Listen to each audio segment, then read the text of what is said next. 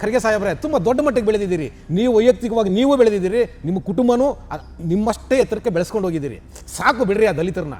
ಇನ್ನು ಎಷ್ಟು ವರ್ಷ ರೀ ನಾನೊಬ್ಬ ದಲಿತ ಅನ್ನೋ ಕಾರಣಕ್ಕೆ ಇಂಥ ಎಲ್ಲ ಕಾಂಟ್ರವರ್ಸಿಗಳನ್ನ ಸಮಾಜದಲ್ಲಿ ಹರಿದುಬಿಟ್ಟು ಸಮಾಜ ಮರಿತಿದೆ ಕಣ್ರಿ.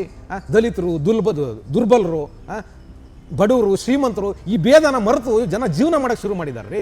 ಆದರೆ ನೀವುಗಳೇ ಬಿಡ್ತಿಲ್ವಲ್ರಿ ರಾಜಕಾರಣಿಗಳು. ನೀವು ಭಾಷಣ ಮಾಡಿ ಬಂದ ಮೇಲೆ ಅಲ್ಲಿ ಗಂಜಲ ಹಾಕಿ ಸಗಣಿ ಹಾಕಿ ಒರೆಸೋರಿಗೆ ಶಿಕ್ಷೆ ಆಗಬೇಕು ಅನ್ನೋದಾದರೆ ನೀವು ಸನಾತನ ಧರ್ಮದ ಸರ್ವನಾಶದ ಬಗ್ಗೆ ಮಾತಾಡ್ತೀರಿ. ಇಲ್ಲಿನ ಪೂಜಾ ಪದ್ಧತಿಗಳನ್ನ ನೀವು ವಿರೋಧ ಮಾಡ್ತೀರಿ. ರಾಮನೇ ಹುಟ್ಟಿಲ್ಲ ಅಂತೀರಿ. ಇದು ತಪ್ಪೇ ಅಲ್ವಾ? ಶಿಕ್ಷೆ ನಿಮಗೂ ಆಗಬೇಕಲ್ವಾ? ನೀವು ಮಾಡೋದು ಸರಿ ಅನ್ನೋದಾದರೆ ಅವರು ಮಾಡಿದ್ದು ಸರಿ ಅಂತ ಬಹುಸಂಖ್ಯಾತ ಸಮಾಜ ಒಪ್ಕೊಳ್ಳೋ ಸ್ಥಿತಿಗೆ ನೀವು ತರ್ತಿದ್ದೀರಿ. ಇವತ್ತು ಸಗಣಿ ಹಾಕಿ ಗಂಜಲ ಹಾಕಿ ಒರೆಸಿದ್ರೆ ನಿಮ್ಮ ಭಾವನೆಗಳಿಗೆ ಧಕ್ಕೆ ಆಗುತ್ತೆ ಅನ್ನೋದಾದರೆ ಈ ದೇಶದ ಕೋಟ್ಯಾಂತರ ಹಿಂದೂಗಳಿಗೆ ರಾಮ ಹುಟ್ಟೇ ಇರಲಿಲ್ಲ ಅಂದರೆ ಅವ್ರ ಭಾವನೆಗಳಿಗೆ ಧಕ್ಕೆ ಆಗಲ್ವಾ? ಅವ್ರದ್ದೇನು ಭಾವನೆಗಳಲ್ವಾ? ಅವ್ರದ್ದೇನು ಮನಸ್ಸಲ್ವಾ? ಅದ್ರ ಮೈದಾನವಾ? ಇವತ್ತು ಬಹುಸಂಖ್ಯಾತ ಹಿಂದೂಗಳು ನೀವು ಮತ್ತು ನಿಮ್ಮ ಮಗ ಏನು ಇವತ್ತು ಮಾಡ್ತಿದ್ದೀರಲ್ಲ ಹಿಂದೂ ವಿರೋಧಿ ಕೆಲಸಗಳು, ಸಮಾಜ ನೋಡ್ತಾ ಇದೆ ಇದನ್ನು. ಹೌದು, ಸಮಾಜ ನೋಡ್ತಿದೆ. ದಲಿತರು ಕೂಡ ಹಿಂದೂಗಳೇ ಕಣ್ರಿ. ನೀವಿಲ್ಲದೆ ಇರ್ಬೋದು, ನೀವು ಗೊತ್ತು, ನೀವು ಬೌದ್ಧ ಧರ್ಮಕ್ಕೆ ಮತಾಂತರ ಆಗಿದ್ದೀರಿ, ತೊಂದರೆ ಇಲ್ಲ. ನೀವು ಟೀಕೆ ಮಾಡ್ತಿದ್ದೀರಿ. ಆದರೆ ನೀವು ಕೂಡ ಎಲ್ಲೂ ಕೂಡ ನಾನೊಬ್ಬ ಬೌದ್ಧ ಅಂತ ಹೇಳೋದಿಲ್ಲ, ನೀವೊಬ್ಬ ದಲಿತ ಅಂತಲೇ ಹೇಳ್ತೀರಿ. ನೀವು ಹೇಳಿ, ನಾನು ಹಿಂದೂನೂ ಅಲ್ಲ, ಕ್ರೈಸ್ತನೂ ಅಲ್ಲ, ಮುಸಲ್ಮಾನೂ ಅಲ್ಲ, ಆಯಿತಾ, ನಾನೊಬ್ಬ ಹಪ್ಪಟ ಬೌದ್ಧ ಅಂತ ಹೇಳಿ ನೀವು ಅದನ್ನು ಡಿಕ್ಲೇರ್ ಮಾಡಿ. ಮೊದಲು ಅದನ್ನು ಡಿಕ್ಲೇರ್ ಮಾಡಿದ್ರೆ ಬಹುಶಃ ನಿಮಗೆ ಇವತ್ತು ನೀವೇನು ಹೇಳ್ತಿದ್ದೀರ ನನಗೆ ನೋವಾಯಿತು, ಗಂಜಲ ಹಾಕಿ ತೊಳೆದಿದ್ದಕ್ಕೆ ನನಗೆ ನೋವಾಯಿತು ಅಂತ ಹೇಳಿದ್ರಲ್ಲ, ಬಹುಶಃ ಮುಂದಿನ ದಿನಗಳಲ್ಲಿ ನಿಮ್ಮ ನೋವಿಗೆ ಮೊದಲು ನಿಮ್ಮ ಹತ್ರನೇ ಇದೆ. ನೀವು ಹೇಳಲ್ಲ, ನಮಗೆ ಗೊತ್ತಿದೆ. ಯಾಕೆಂದರೆ ಓಟು ಬರಲ್ಲ. ನಾನು ದಲಿತ ಅಲ್ಲ ಅಂತ ನಿಮ್ಮ ಬಾಯಲ್ಲಿ ಬಂದುಬಿಟ್ರೆ ಓಟ್ ಬರೋದಿಲ್ಲ ಖರ್ಗೆ ಸಾಹೇಬ್ರೆ. ಆ ಕಾರಣಕ್ಕೆ ನಿಮ್ಮದು ಇದು ಆಟ, ಈ ದೊಂಬರಾಟಗಳು ಆ ಕಾರಣಕ್ಕೆ ಮಾಡ್ತಿರೋದು ನೀವು. ಅಲ್ಲಿ ಉತ್ತರಾಖಂಡಲ್ಲಿ ಫೆಬ್ರವರಿನಲ್ಲಿ ಚುನಾವಣೆಗಳಿದೆ. ಆ ಕಾರಣಕ್ಕೆ ಒಂದು ದಲಿತ ಅಸ್ತ್ರನ ಬಿಡ್ತಿದ್ದೀರ ಅಲ್ಲಿ ತಂದು. ಹೊಲಸು ಕಣ್ರಿ, ಹೊಲಸು, ಅಸಹ್ಯ, ನಾಚಿಕೆ. ಜಾತಿ ವ್ಯವಸ್ಥೆ ಈ ದೇಶದಿಂದ ತೊಲಗಬೇಕು, ಜಾತಿ ಇರಬಾರ್ದು ಅಂತ ಹೇಳ್ಬಿಟ್ಟು ದೊಡ್ಡದಾಗಿ ಭಾಷಣ ಮಾಡ್ತೀರಿ. ಎಲೆಕ್ಷನ್ ನಿಲ್ತವಾಗ ರಿಸರ್ವೇಷನಲ್ಲಿ ನಿಮಗೆ ಕೋಟ ಹೇಳ್ರಿ. ಖಂಡಿತವಾಗ್ಲೂ ಶೋಷಣೆ ನಿಮ್ಮನ್ನೆಲ್ಲ ಕಣ್ರಿ ಮಾಡ್ತಿರೋದು ಖರ್ಗೆ ಸಾಹೇಬ್ರೆ, ನಿಮ್ಮನ್ನೆಲ್ಲ. ನೀವು ನಿಮ್ಮ ಮಗ ಸೇರಿಕೊಂಡು ಹಿಂದೂ ಸಮಾಜದ ಶೋಷಣೆ ಮಾಡ್ತಿದ್ದೀರಿ. ನೀವು ವಾಲ್ಮೀಕಿ ನಿಗಮದಲ್ಲಿ 187 ಕೋಟಿ ರೂಪಾಯಿನ ಗುಳುಮಂತ ನುಂಗಾಕ್ಬಿಡ್ತಲ್ರಿ ನಿಮ್ಮ ಸರ್ಕಾರ. ಆರೋಪ ಇದೆಯಲ್ಲ ಹಂಗಂತ ಆ ನಾಗೇಂದ್ರನ ಮೇಲೆ. ಈಗ ಮಂತ್ರಿ ಮಾಡಿದಾರಲ್ವಾ, ಯಾಕ್ರೆ ಬೇರೆ ದಲಿತರಿಲ್ವೇನ್ರಿ ಖರ್ಗೆ ಸಾಹೇಬ್ರೆ? ಯಾಕೆ ನೀವು ಇದ್ರ ಬಗ್ಗೆ ಮಾತಾಡ್ತಿಲ್ಲ? ನೀವು ಒಬ್ಬ ದಲಿತ ನಾಯಕನಾಗಿ ನೀವು ಕಡೆ ಎಲ್ಲ ದಲಿತರ ಹೆಸರು ಹೇಳ್ತಿರಲ್ಲ, ನೀವು ಯಾವತ್ತಾದ್ರೂ ಇದನ್ನ ಕಣ್ಣೆ ಮಾಡಿದ್ದೀರೇನ್ರಿ? ನಾಶಕಮಾನ ಮಾಡಿದ್ರೆ ಡಿಪೆಂಡ್ ಮಾಡ್ಕೊಂತಿದ್ದೀರಲ್ರಿ ಆ ಮನುಷ್ಯನ, ಆ ನಾಗೇಂದ್ರನ್ನ ಡಿಪೆಂಡ್ ಮಾಡ್ಕೊಂಡು ಓಡಾಡ್ತೀರ ನೀವು ಮತ್ತು ನಿಮ್ಮ ಕಾಂಗ್ರೆಸ್ ಪಕ್ಷದವರು. ಮಾನ್ಯ ಮುಖ್ಯಮಂತ್ರಿಗಳಂತೂ ಅವ್ರದ್ದಂತೂ ಇನ್ನು ಎಕ್ಸ್ಟ್ರೀಮ್ ಲೆವೆಲಲ್ಲಿ ಮಾತಾಡ್ತಾರವರು. ಯಾರ ಮೇಲೆ ಆರೋಪ ಇಲ್ಲ, ಯಾರು ಭ್ರಷ್ಟಿಲ್ಲ ಅಂತ ಕೇಳ್ತಾರವರು.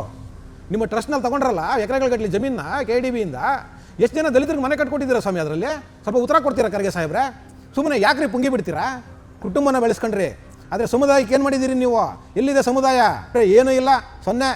ಎಲ್ಲ ಕುಟುಂಬದ ಆಸ್ತಿಗಳನ್ನ ಮಾಡ್ಕೊಂಡು ಕೂತ್ಕೊಳ್ಳಿದ್ದೆ ಸಮುದಾಯದ ಹೆಸರು ಹೇಳ್ಕೊಂಡು. ಇನ್ನು ಎಷ್ಟು ವರ್ಷ ಆ ದಲಿತರನ್ನ, ಆ ಕೆಳಜಾತಿಗಳನ್ನ ನಿಮ್ಮ ಹೊಲಸು ರಾಜಕಾರಣಕ್ಕೆ ಬಳಸ್ಕೋತೀರಿ?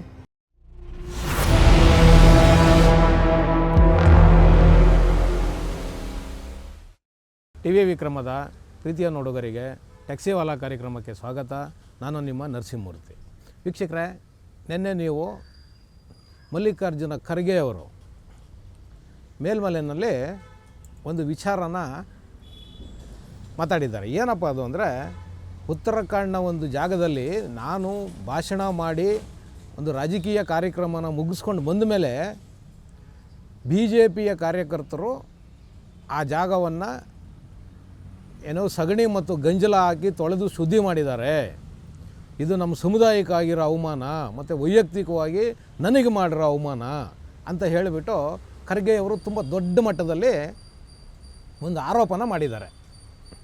ವೀಕ್ಷಕರೇ, ನಾವು ನಿಜವಾಗ್ಲೂ ಕೂಡ ಖರ್ಗೆ ಅವ್ರು ಹೇಳ್ತಿರೋದು ಸರಿನಾ ತಪ್ಪ ಅದನ್ನು ಒಂದು ಕಡೆಗಿಡೋಣ.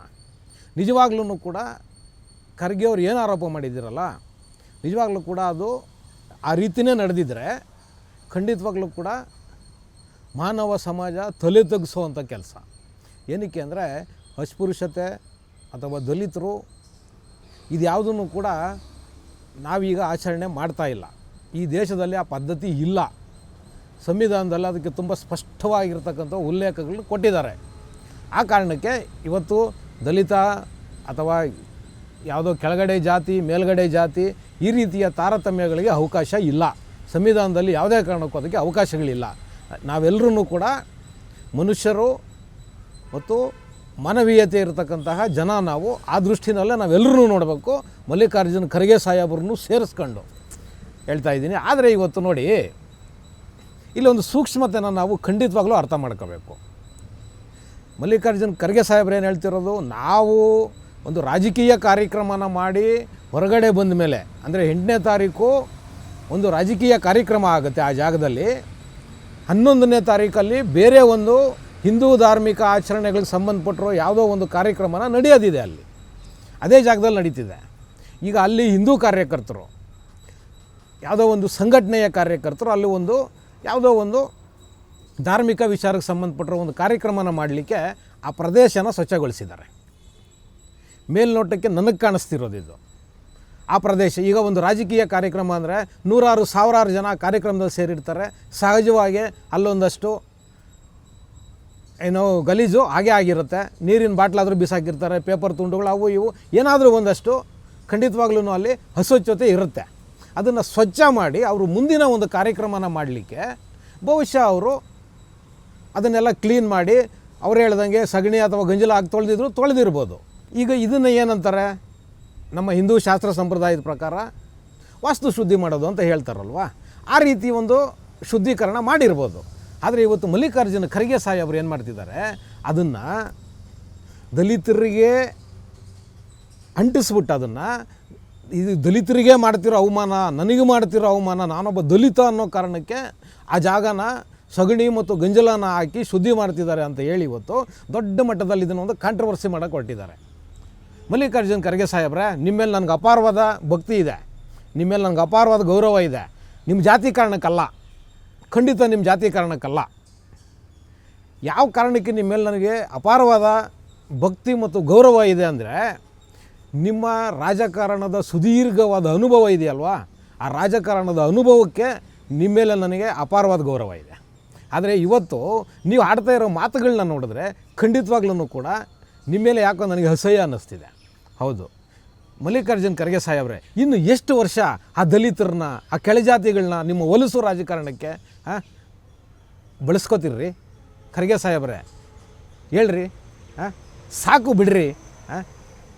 60-70 ವರ್ಷದಿಂದ ಆ ದಲಿತರು, ಆ ಹಿಂದುಳಿದವರು, ಆ ಮುಸಲ್ಮಾನರು ಅಂತ ಹೇಳಿ ನಿಮ್ಮ ಹೊಲಸು ರಾಜಕಾರಣಕ್ಕೆ ಬಳಸ್ಕೊಂಡು ನೀವು ತುಂಬ ದೊಡ್ಡ ಮಟ್ಟಕ್ಕೆ ಬೆಳೆದಿದ್ದೀರಿ. ಖರ್ಗೆ ಸಾಹೇಬ್ರೆ, ತುಂಬ ದೊಡ್ಡ ಮಟ್ಟಿಗೆ ಬೆಳೆದಿದ್ದೀರಿ. ನೀವು ವೈಯಕ್ತಿಕವಾಗಿ ನೀವು ಬೆಳೆದಿದ್ದೀರಿ, ನಿಮ್ಮ ಕುಟುಂಬನೂ ನಿಮ್ಮಷ್ಟೇ ಎತ್ತರಕ್ಕೆ ಬೆಳೆಸ್ಕೊಂಡು ಹೋಗಿದ್ದೀರಿ. ಸಾಕು ಬಿಡ್ರಿ ಆ ದಲಿತರನ್ನ. ಇನ್ನು ಎಷ್ಟು ವರ್ಷ ರೀ ನಾನೊಬ್ಬ ದಲಿತ ಅನ್ನೋ ಕಾರಣಕ್ಕೆ ಇಂಥ ಎಲ್ಲ ಕಾಂಟ್ರವರ್ಸಿಗಳನ್ನ ಸಮಾಜದಲ್ಲಿ ಹರಿದುಬಿಟ್ಟು ಸಮಾಜ ಮರಿತಿದೆ ಕಣ್ರಿ. ದಲಿತರು, ದುರ್ಬಲರು, ಬಡವರು, ಶ್ರೀಮಂತರು, ಈ ಭೇದನ ಮರೆತು ಜನ ಜೀವನ ಮಾಡೋಕ್ಕೆ ಶುರು ಮಾಡಿದ್ದಾರೆ ರೀ. ಆದರೆ ನೀವುಗಳೇ ಬಿಡ್ತಿಲ್ವಲ್ರಿ ರಾಜಕಾರಣಿಗಳು. ನೀವು ರಾಜಕಾರಣಿಗಳಿಗೆ ಬೇಕು ಕಣ್ರಿ ಈ ಜಾತಿ, ಈ ಹೊಲಸು ರಾಜಕಾರಣಕ್ಕೋಸ್ಕರ ಈ ಜಾತಿ ವ್ಯವಸ್ಥೆನ ಈ ದೇಶದಲ್ಲಿ ಹೋಗೋದಕ್ಕೆ ಬಿಡ್ದಿರ ನೀವು ಇವತ್ತು. ಮತ್ತದೇ ಅಸ್ಪೃಶ್ಯರು, ದಲಿತರು. ನಿಜವಾಗ್ಲೂ ನಾಚಿಕೆ ಆಗುತ್ತೆ ಖರ್ಗೆ ಸಾಹೇಬ್ರೆ, ನಿಜವಾಗ್ಲೂ ಇದನ್ನು ಮಾತಾಡೋದಕ್ಕೆ ನಮಗೆ ನಾಚಿಕೆ ಆಗುತ್ತೆ. ಆ ದಲಿತ ಅನ್ನೋ ಪದನ ಹೇಳೋದಕ್ಕೆ ನಮಗೆ ನಾಚಿಕೆ ಆಗುತ್ತೆ. ಆದರೆ ನಿಮಗೆ ಏನೂ ಅನಿಸಲ್ಲ ಕಣ್ರಿ. ನೀವು ಆ ಪದನ ತೊಗೊಳ್ತೀರಿ, ಆ ಜನಾಂಗನ ತೊಗೊಳ್ತೀರಿ. ಹೋಗಲಿ ಮಲ್ಲಿಕಾರ್ಜುನ ಖರ್ಗೆ ಸಾಹೇಬ್ರೆ, ಆ ಕಾರ್ಯಕ್ರಮದಲ್ಲಿ ನೀವೊಬ್ಬರೇ ಇದ್ದೀರಾ? ಬೇರೆ ಯಾರು ಲೀಡರ್ಗಳೇ ಇಲ್ವಾ? ನೀವಿದ್ರು ಅನ್ನೋ ಕಾರಣಕ್ಕೇ ಶುದ್ಧೀಕರಣನ? ಖಂಡಿತ ಇಲ್ಲ ಕಣ್ರಿ ಮಲ್ಲಿಕಾರ್ಜುನ ಖರ್ಗೆ ಸಾಹೇಬ್ರೆ, ಖಂಡಿತ ಇಲ್ಲ. ನಿಮ್ಮ ರಾಜಕಾರಣ ಮಾಡಬೇಡಿ, ಇದರಲ್ಲಿ ಆ ಜನಾಂಗನ ತರಬೇಡಿ ರಾಜಕಾರಣಕ್ಕೆ. ಸಾಕು ಕಣ್ರಿ, ಸಾಕು ಬಿಡ್ರಿ, ಬದುಕೋದಕ್ಕೆ ಬಿಡ್ರಿ ಆ ಜನನ. ಪದೇ ಪದೇ ಯಾವುದೋ ಗತಕಾಲದ ಇತಿಹಾಸನ ಮತ್ತೆ ನೀವು ಮೇಲ್ವರ್ಗದ ಜನರಿಗೆ ನೆನಪು ಮಾಡ್ತಿದ್ದೀರನೋ ಅಂತ ಹೇಳ್ಬಿಟ್ಟು ನಮ್ಗೆ ನೋವಾಗ್ತಿದೆ ಕಣ್ರಿ. ಖಂಡಿತ ನೋವಾಗ್ತಿದೆ ಕಣ್ರಿ ಮಲ್ಲಿಕಾರ್ಜುನ ಖರ್ಗೆ ಸಾಹೇಬ್ರೆ, ನೋವಾಗ್ತಿದೆ ಕಣ್ರಿ. ಜನ ಮರಿತಿದ್ದಾರೆ. ಆದರೆ ನೀವು ರಾಜಕಾರಣಿಗಳು ಹೊಲಸು, ನೀವು ಆ ಜನ ಮರ್ಯಾದಕ್ಕೆ ಬಿಡ್ತಾ ಇಲ್ಲ ಕಣ್ರಿ, ಅದನ್ನು ಮರ್ಯಾದಕ್ಕೆ ಬಿಡ್ತಾ ಇಲ್ಲ ಕಣ್ರಿ. ಇವತ್ತು ಆ ಭೇದ ಭಾವ ಇಲ್ಲ ಕಣ್ರಿ, ಸಂಪೂರ್ಣವಾಗಿ ಇಲ್ಲ ಅನ್ನೋದು ನಾನು ಒಪ್ಕೊಳ್ಳೋದಿಲ್ಲ. ಎಲ್ಲ ಅಲ್ಲಲ್ಲಿ ಇರ್ಬೋದು, ನಾನಿಲ್ಲ ಅಂತ ಹೇಳಲ್ಲ. ಆದರೆ ಸಾಕಷ್ಟು ಅದನ್ನು ಜನ ಮರ್ತಿದ್ದಾರೆ ಕಣ್ರಿ, ಅದನ್ನು ಮರ್ತಿದ್ದಾರೆ. ನೀವು ಮರ್ಯಾದಕ್ಕೆ ಬಿಡಿ, ನಿಮ್ಮ ಮುಂದಿನ ಪೀಳಿಗೆಗಳಾದ್ರೂ ನೆಮ್ಮದಿಯಾಗಿ ಇರೋದಕ್ಕೆ ಬಿಡಿ. ಮತ್ತೆ ಅದೇ ಜಾತಿ, ಅದೇ ದಲಿತ ದಯವಿಟ್ಟು ತರಬೇಡಿ ಖರ್ಗೆ ಸಾಹೇಬ್ರೆ, ತರಬೇಡಿ. ಅದೇ ಉದ್ದೇಶ ಇಟ್ಕೊಂಡು ಏನಾದರೂ ಅಲ್ಲಿ ಆ ಸ್ವಚ್ಛತಾ ಕಾರ್ಯಕ್ರಮ ಆಗಿದ್ದರೆ ಖಂಡಿತವಾಗ್ಲೂ ಕೂಡ ಅದಕ್ಕೆ ಕಾನೂನಿನ ಪ್ರಕಾರ ಏನು ಶಿಕ್ಷೆಗಳು ಕೊಡಬೇಕು ಅದಾಗುತ್ತೆ. ಅದನ್ನು ಮಾಡಿಸಿ. ಯಾಕೆ ನೀವು ಪ್ರಭಾವಿಗಳಿದ್ದೀರಿ, ನೀವು ದೊಡ್ಡ ರಾಜಕಾರಣಿ ಇದ್ದೀರಿ, ನೀವು ಮಾಡಿಸಿ ಅದನ್ನು. ಆದರೆ ನೀವು ದೊಡ್ಡ ಮಟ್ಟದಲ್ಲಿ ಅದನ್ನು ದಲಿತರನ್ನ ಹೇಳ್ತಾ ಇರಬೇಡಿ. ಮತ್ತು ನೋಡಿ, ಯಾಕೆ ಇವತ್ತು ಸಮಾಜದಲ್ಲಿ ಈ ರೀತಿಯಾಗಿ ಒಂದಷ್ಟು ಕಡೆ, ಎಲ್ಲ ಕಡೆ ಆಗೋದಿಲ್ಲ ಇದು, ಒಂದಷ್ಟು ಕಡೆ ಯಾಕೆ ಈ ರೀತಿಯಾಗಿ ನಡೀತದೆ? ನೀವೇ ಹೇಳ್ದಂಗೆ ನೀವು ಹೋದ ಕಡೆಯಲ್ಲೆಲ್ಲನೂ ಸಗಣಿ ಗಂಜಲು ಹಾಕಿ ಯಾಕೆ ತೊಳಿತಾರೆ? ಯಾವತ್ತಾದರೂ ನಿಮಗೆ ಒಂದು ಪ್ರಶ್ನೆ ಹಾಕ್ಕೊಳ್ಳಿ. ಹೋಗಲಿ, ಈ ಭಾರತದ ರಾಜಕಾರಣದಲ್ಲಿ ನೀವೊಬ್ಬರೇ ದಲಿತರ? ಖರ್ಗೆ ಸಾಹೇಬ್ರೆ, ನೀವೊಬ್ಬರೇ ದಲಿತರ ಏನಲ್ವಲ್ಲ? ಸಾಕಷ್ಟು ಜನ ದಲಿತ ಮುಖಂಡರುಗಳು ನಿಮ್ಮಷ್ಟೇ ಎತ್ತರಕ್ಕೆ ಬೆಳೆದಿರೋರು ಅಥವಾ ನಿಮಗಿಂತೂ ಎತ್ತರಕ್ಕೆ ಬೆಳೆದಿರೋ ಸಾಕಷ್ಟು ರಾಜಕಾರಣಿಗಳಿದ್ದಾರೆ ರೀ ದಲಿತರಲ್ಲಿ. ಆ ದಲಿತ ರಾಜಕಾರಣಿಗಳು ಇಂಥ ಕಾರ್ಯಕ್ರಮಗಳಲ್ಲಿ ಭಾಗವಹಿಸಿ ಬಂದಾಗ ಯಾರೂ ಗಂಜಲ ಹಾಕಿ ತೊಳೆಯೋದಿಲ್ಲ, ಸಗಣಿ ಹಾಕಿ ಒರೆಸೋದಿಲ್ಲ. ನಿಮಗೆ ಮಾತ್ರ, ನೀವು ಹೋದ ಕಡೆ ಮಾತ್ರ ಯಾಕಾಗುತ್ತೆ ಇದು? ಹೇಳಿ ಮಲ್ಲಿಕಾರ್ಜುನ್ ಖರ್ಗೆ ಸಾಹೇಬ್ರೆ, ಯಾಕಾಗುತ್ತೆ? ಖಂಡಿತವಾಗ್ಲೂ ನೋಡಿ, ನನ್ನ ಗಮನಕ್ಕೆ ಬಂದಿದ್ದು ಆಯ್ತಾ, ನನ್ನ ಗಮನಕ್ಕೆ ಬಂದಿದ್ದನ್ನು ನಾನು ನಿಮ್ಮ ಹತ್ರ ಶೇರ್ ಮಾಡ್ತಾಯಿದ್ದೀನಿ. ನೀವು ಹೋದಾಗ ಅಲ್ಲಲ್ಲಿ ಇಂಥ ಘಟನೆಗಳು ಪದೇ ಪದೇ ಏನಕ್ಕೆ ಆಗ್ತಿದ್ದಾವೆ ಅಂದರೆ ನನಗನ್ಸಿದ್ದನ್ನು ಮಾತ್ರ ನಾನು ಹೇಳ್ತಿದ್ದೀನಿ ಆಯ್ತಾ. ಯಾವ ದುರುದ್ದೇಶನೂ ಇಲ್ಲ. ಬಹುಶಃ ಈ ಕಾರಣಕ್ಕೆ ಆಗ್ತಿರ್ಬೋದು ಅಂತ. ಏನಕ್ಕೆ ಅಂದರೆ ನೋಡಿ, ನೀವು ಪದೇ ಪದೇ ಹಿಂದೂ ಧರ್ಮದ ಅವಹೇಳನ ಮಾಡ್ತೀರಿ, ನೀವು ಮಾಡ್ತೀರಿ. ನಿಮ್ಮ ಮಗ ಪ್ರಿಯಾಂಕ ಖರ್ಗೆ ತುಂಬ ದೊಡ್ಡ ಮಟ್ಟದಲ್ಲಿ ಹಿಂದೂಗಳನ್ನ ಅವಹೇಳನ ಮಾಡ್ತಾರೆ, ಹಿಂದೂಗಳ ಶ್ರದ್ಧಾ ಕೇಂದ್ರಗಳನ್ನ ಅವಹೇಳನ ಮಾಡ್ತಾರೆ, ಹಿಂದೂಗಳ ಪೂಜಾ ಪದ್ಧತಿಗಳನ್ನ ಅವಹೇಳನ ಮಾಡ್ತಾರೆ, ನಮ್ಮ ಆಹಾರ ಪದ್ಧತಿಗಳನ್ನ ಅವಹೇಳನ ಮಾಡ್ತೀರಿ ನೀವು. ಈ ಕಾರಣಕ್ಕೆ ಆಗಿರ್ಬೋದು ಅಂತ ಯಾಕೆ ಅನ್ಕೋಬಾರ್ದು ಮಲ್ಲಿಕಾರ್ಜುನ್ ಖರ್ಗೆ ಸಾಹೇಬ್ರೆ? ತಪ್ಪು ನಿಮ್ಮದಿದೆ ಅಂತ ಅನ್ಸೋದಿಲ್ವ ಇದು? ಹೇಳಿ, ದಲಿತರು ಏನು ಹಿಂದೂಗಳಲ್ವ ಅವ್ರೇನು ಬೇರೆಯವರ? ಖರ್ಗೆ ಸಾಹೇಬ್ರೆ, ದಲಿತರು ಹಿಂದೂಗಳೇ ಅಲ್ವಾ? ಯಾಕೆ ನೀವು ಹೋದಾಗ ಮಾತ್ರ ಗಂಜಲ ಹಾಕಬೇಕು, ಸಗಣಿ ಹಾಕಿ ಒರೆಸ್ಬೇಕು? ನಿಮ್ಮಲ್ಲಿರೋ ಕೆಲವು ಈ ದ್ವಂದ್ವ ನೀತಿಗಳಿದೆಯಲ್ವ, ಈ ಹಿಂದೂ ಸಮಾಜದ ಬಗ್ಗೆ ಮತ್ತು ಈ ಹಿಂದೂಗಳ ಬಗ್ಗೆ, ಈ ಹಿಂದೂ ಶ್ರದ್ಧಾ ಕೇಂದ್ರಗಳ ಬಗ್ಗೆ, ನಮ್ಮ ಆರಾಧ್ಯ ದೈವಗಳ ಬಗ್ಗೆ ನಿಮಗಿರೋ ಅಸಡ್ಡೆ, ನಿಮಗಿರೋ ಅಪನಂಬಿಕೆ ಮತ್ತು ನೀವು ಮಾಡ್ತಿರೋ ಅಪಪ್ರಚಾರಗಳಿಂದ ನಿಮ್ಮನ್ನು ಟಾರ್ಗೆಟ್ ಮಾಡ್ತಿದ್ದಾರೆ ಅಂತ ನನಗನ್ನಿಸುತ್ತೆ ವೈಯಕ್ತಿಕವಾಗಿ. ಈ ಕಾರಣಕ್ಕೋಸ್ಕರ ಅಲ್ಲಲ್ಲಿ ಈ ವಿಚಾರಗಳು ಹೊರಗಡೆ ಬರ್ತಿದೆ. ಇದು ಸರಿನಾ? ಖಂಡಿತ ಸರಿಯಲ್ಲ. ಯಾವುದೇ ಒಬ್ಬ ಹಿಂದೂ ಕಾರ್ಯಕರ್ತ ಆಗಲಿ ಅಥವಾ ಒಬ್ಬ ಹಿಂದೂ ಆಗಲಿ ಅಥವಾ ಯಾವುದೇ ಒಬ್ಬ ಧರ್ಮದ ವ್ಯಕ್ತಿ ಆಗಲಿ ಇಂಥ ಕೆಲಸಗಳನ್ನ ಮಾಡಿದ್ರೆ ಖಂಡಿತವಾಗ್ಲೂ ತಪ್ಪದು. ಕಾನೂನಿನ ಪ್ರಕಾರ ಶಿಕ್ಷೆ ಆಗಲೇಬೇಕು. ಅದರ ಒಟ್ಟಿಗೆ ನಿಮಗೂ ಆಗಬೇಕು. ಮಲ್ಲಿಕಾರ್ಜುನ್ ಖರ್ಗೆ ಸಾಹೇಬ್ರೆ, ನೀವು ಭಾಷಣ ಮಾಡಿ ಬಂದ ಮೇಲೆ ಅಲ್ಲಿ ಗಂಜಲ ಹಾಕಿ ಸಗಣಿ ಹಾಕಿ ಒರೆಸೋರಿಗೆ ಶಿಕ್ಷೆ ಆಗಬೇಕು ಅನ್ನೋದಾದರೆ ನೀವು ಸನಾತನ ಧರ್ಮದ ಸರ್ವನಾಶದ ಬಗ್ಗೆ ಮಾತಾಡ್ತೀರಿ. ಇಲ್ಲಿನ ಪೂಜಾ ಪದ್ಧತಿಗಳನ್ನ ನೀವು ವಿರೋಧ ಮಾಡ್ತೀರಿ. ರಾಮನೇ ಹುಟ್ಟಿಲ್ಲ ಅಂತೀರಿ. ಇದು ತಪ್ಪೇ ಅಲ್ವಾ? ಶಿಕ್ಷೆ ನಿಮಗೂ ಆಗಬೇಕಲ್ವಾ ಅದರೊಟ್ಟಿಗೆ? ಅಲ್ವಾ ಖರ್ಗೆ ಸಾಹೇಬ್ರೆ? ನಿಮಗೂ ಆಗಬೇಕು. ಹೌದು, ನೀವು ಮಾಡೋದು ಸರಿ ಅನ್ನೋದಾದರೆ ಅವರು ಮಾಡಿದ್ದು ಸರಿ ಅಂತ ಬಹುಸಂಖ್ಯಾತ ಸಮಾಜ ಒಪ್ಕೊಳ್ಳೋ ಸ್ಥಿತಿಗೆ ನೀವು ತರ್ತಿದ್ದೀರಿ. ಇವತ್ತು ನೀವು ತರ್ತಾ ಇದ್ದೀರಿ. ಯಾಕೆಂದರೆ ನೀವು ಮಾಡಿದೆಲ್ಲ ಸರಿ. ನೀವು ರಾಮನೇ ಹುಟ್ಟಿರಲಿಲ್ಲ, ಅದೊಂದು ಕವಿ ಕಲ್ಪನೆ, ಕಾಲ್ಪನಿಕ ಕಥೆ, ರಾಮಾಯಣ ಮಹಾಭಾರತಗಳು ಅಂತ ನೀವು ಹೇಳ್ತೀರಲ್ವ.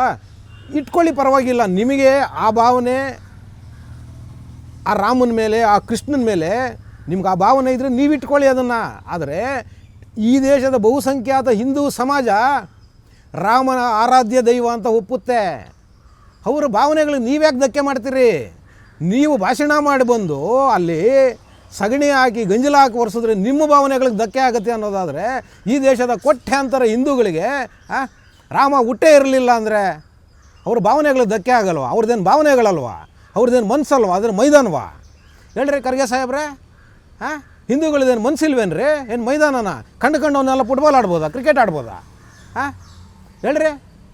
ನಿಮ್ಮಷ್ಟೇ ನೋವು ದುಃಖ ಈ ದೇಶದ ಬಹುಸಂಖ್ಯಾತರಿಗಾಗುತ್ತೆ. ನಿಮ್ಮ ನಡವಳಿಕೆಗಳು, ನೀವು ಮಾಡೋ ಟೀಕೆಗಳಿದೆಯಲ್ಲ, ಆಗುತ್ತೆ ಕಣ್ರಿ, ಆಗುತ್ತೆ. ಆ ಕಾರಣಕ್ಕೆ ಇವೆಲ್ಲ ನಡೀತಿರೋದು ಸಮಾಜದಲ್ಲಿ. ಆ ಕಾರಣಕ್ಕೆ ನಡೀತಿರೋದು. ನಿಮ್ಮ ನಡವಳಿಕೆಗಳನ್ನ ಬದಲಾಯಿಸ್ಕೊಳ್ಳಿ. ನೀವಿವತ್ತು ಏನು ವಿರೋಧಗಳನ್ನ ಮಾಡ್ತಿದ್ದೀರಲ್ವ ಈ ಸಮಾಜನ, ಆ ಸಮಾಜನ ವಿರೋಧ ಮಾಡೋದು ಮತ್ತು ಈ ಸಮಾಜದ ಜನ ಯಾರು ನಮ್ಮ ಆರಾಧ್ಯ ದೈವಗಳು ಅಂತ ಆಚರಣೆ ಮಾಡ್ತಿದ್ದೀವಲ್ವ ನಾವು, ಅದನ್ನು ನೀವು ಟೀಕೆ ಮಾಡ್ತೀರಲ್ವ, ಅದನ್ನು ನಿಲ್ಲಿಸಿ. ಆವಾಗ ನೀವು ಹೋದ ಕಡೆಯಲ್ಲಿ ಇಂಥ ಘಟನೆಗಳಾಗೋದು ನಿಲ್ಲುತ್ತೆ. ನೀವು ಬರೀ ಒಂದು ಕಡೆ ಮಾತ್ರ ನಾನು ಹೋದಾಗ ಹಿಂಗೆ ಮಾಡಿಬಿಡ್ತಾರೆ, ನಾನು ಹೋದಾಗ ಹಿಂಗೆ ಮಾಡಿಬಿಡ್ತಾರೆ ಅಂತ ಮಾಡ್ತಾರೆ. ಮಾಡ್ತಾರೆ. ಯಾರು ರೋಸೋಗಿರೋ ಜನ ಎಲ್ಲರೂ ಮಾಡ್ತಾರೆ ಅಂತ ನಾನು ಹೇಳಲ್ಲ. ಯಾರೋ ಒಂದಷ್ಟು ಜನ ಮಾಡ್ತಾರೆ. ರಿಟಾಲಿಯೇಷನ್ ಇದು. ಹೌದು, ನಿಮ್ಮ ವಿರುದ್ಧವಾಗಿ ನಡೀತವೆ ಇವು. ಇದನ್ನು ತಪ್ಪು ಅನ್ನೋದಾದರೆ ನೀವು ಹಿಂದೂಗಳ ಮೇಲೆ ಏನು ಆರೋಪಗಳು ಮಾಡ್ತಿದ್ದೀರಲ್ಲ ಅದು ಕೂಡ ತಪ್ಪೇ. ಆ ಕಾರಣಕ್ಕೋಸ್ಕರ ನಿಮ್ಮ ನಡವಳಿಕೆಗಳನ್ನ ಸರಿ ಮಾಡ್ಕೊಳ್ಳಿ. ನಿಮ್ಮ ನಡವಳಿಕೆಗಳನ್ನ ಸರಿ ಮಾಡ್ಕೊಂಡಾಗ ಸಮಾಜದಲ್ಲಿ ಆಗ್ತಿರೋ ಇಂಥ ಬೆಳವಣಿಗೆಗಳನ್ನ ತಡಿಬೋದು. ಯಾಕೆಂದರೆ ಇವತ್ತು ಬಹುಸಂಖ್ಯಾತ ಹಿಂದೂಗಳು ನೀವು ಮತ್ತು ನಿಮ್ಮ ಮಗ ಏನು ಇವತ್ತು ಮಾಡ್ತಿದ್ದೀರಲ್ಲ ಹಿಂದೂ ವಿರೋಧಿ ಕೆಲಸಗಳು, ಸಮಾಜ ನೋಡ್ತಾ ಇದೆ ಇದನ್ನು. ಹೌದು, ಸಮಾಜ ನೋಡ್ತಿದೆ. ದಲಿತರು ಕೂಡ ಹಿಂದೂಗಳೇ ಕಣ್ರಿ. ನೀವಿಲ್ಲದೆ ಇರ್ಬೋದು, ನೀವು ಗೊತ್ತು, ನೀವು ಬೌದ್ಧ ಧರ್ಮಕ್ಕೆ ಮತಾಂತರ ಆಗಿದ್ದೀರಿ, ತೊಂದರೆ ಇಲ್ಲ. ನೀವು ಟೀಕೆ ಮಾಡ್ತಿದ್ದೀರಿ. ಆದರೆ ನೀವು ಕೂಡ ಎಲ್ಲೂ ಕೂಡ ನಾನೊಬ್ಬ ಬೌದ್ಧ ಅಂತ ಹೇಳೋದಿಲ್ಲ, ನೀವೊಬ್ಬ ದಲಿತ ಅಂತಲೇ ಹೇಳ್ತೀರಿ. ದಲಿತ ಅಂತಲೇ ಹೇಳ್ತೀರಿ. ಇದು ಕೂಡ ಪ್ರಜಾಪ್ರಭುತ್ವದ ವಿರೋಧಿ, ಸಂವಿಧಾನದ ವಿರೋಧಿಗಳು ನೀವು. ಹೌದು, ನೀವು ಹೇಳ್ಕೊಳ್ರಿ ಘಂಟಾಘೋಷವಾಗಿ, ನಾನೀಗ ದಲಿತ ಅಲ್ಲ, ನಾನು ಬೌದ್ಧ ಧರ್ಮಕ್ಕೆ ನಾನು ಕನ್ವರ್ಟ್ ಆಗಿಬಿಟ್ಟಿದ್ದೀನಿ, ನಾನು ಮತಾಂತರ ಆಗಿದ್ದೀನಿ ಕಾನೂನಿನ ಪ್ರಕಾರ ಅಂತ ಹೇಳ್ರಿ. ಖರ್ಗೆ ಸಾಹೇಬ್ರೆ ಹೇಳಿ, ಅಷ್ಟಲಿ ತಾವು ಜನರಿಗಾದ್ರೂ ಗೊತ್ತಾಗುತ್ತೆ.